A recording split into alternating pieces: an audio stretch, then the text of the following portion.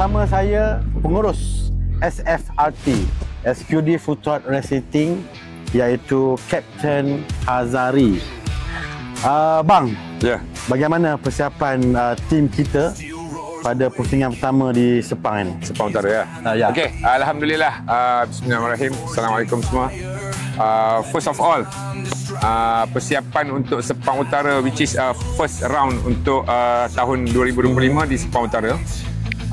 Persiapan kita Alhamdulillah, segala kelengkapan hampir perfect. Dan setiap perubahan yang kita buat segi engine, suspension, livery, relationship, everything, Alhamdulillah, very nice, very good. So cuma apa yang kita buat hari ini, keputusan hari ini, sebelum keputusan hari ini, tentang semalam dulu bang, kemarin. Kemarin dulu. Semalam hari Sabtu, first free practice pagi, kita keluar, which is result kita tak berapa baik. Time kita pun tak berapa bagus. Dalam nombor berapa semalam? Nombor 4. Bukan, itu qualifying. Qualifying. Free practice pagi kita ada dalam nombor mula 9 ke mula free practice. Okey, lepas tu pergi qualifying kita set up sikit balik motor kita, improve. Then rider kita Syafiq Nazrul dapat sebelah petang lah. Sebelah petang untuk qualify, dia dapat buat best time nombor 4 di grup B, di grup Pro Am B. Yes. Yang membawa kepada saringan pagi tadi bermula di petak keempat. Dan masa pagi tadi, apa yang abang boleh katakan tentang perlombaan pagi tadi? Okay, biasa kalau kata-kata orang muda sekarang, race tu kejam. Okay. Walaupun kita berada di second row, which is on fourth grid, petak keempat, start race dengan bagus, rider start dengan bagus, everything bagus. Kemudian bila sampai first turn, berebut kan, bila berebut ramai-ramai, rider kita tersangkut sikit, dipotong oleh beberapa biji. Kemudian masuk second turn, ada rider yang jatuh betul-betul di hadapan rider kita. So itu bukan alasan, tapi itu memang terjadi dalam race, menyebabkan rider kita terpaksa memperlahankan motosikal dan dipotong ramai, sehingga dia berada di position ke-14. 14 So Syafiq cuba all out, push, struggle sehingga ke garisan penamat. Beliau dapat petak yang ke-7. 7. Alhamdulillah. 14 ke 7 tu. Walaupun bukanlah satu keputusan yang baik sangat, tapi untuk kita, bila kita comparekan last year kita di sini, kita tak ada point. So tahun ni kita ada sedikit baik, kita dapat petak 7.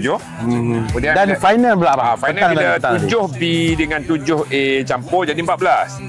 Tapi disebabkan time rider kita lebih laju, dia duduk petak 13. Final tadi. Apa yang abang ingin perkatakan tu? Final ada 36 biji. 36 biji dalam satu track. Rider kita starting petak 13. Start cantik, everything good. Semua rider pun fight, saling potong-memotong, pusing. Rider kita berada di kelompok kedua. So tersangkutlah.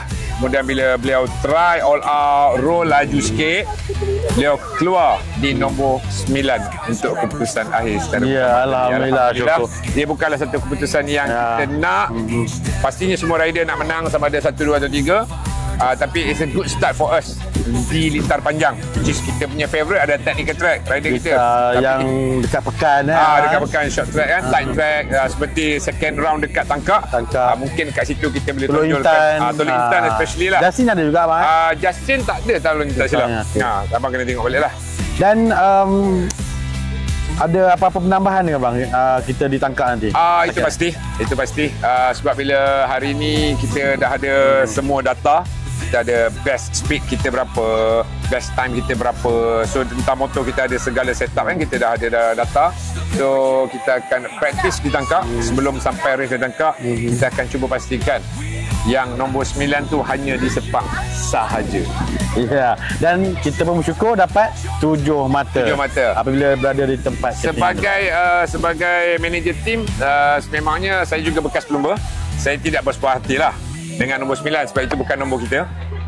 Tapi kena be positif sebab rider dapat menghabiskan race dengan selamat dan ada point untuk dibekalkan.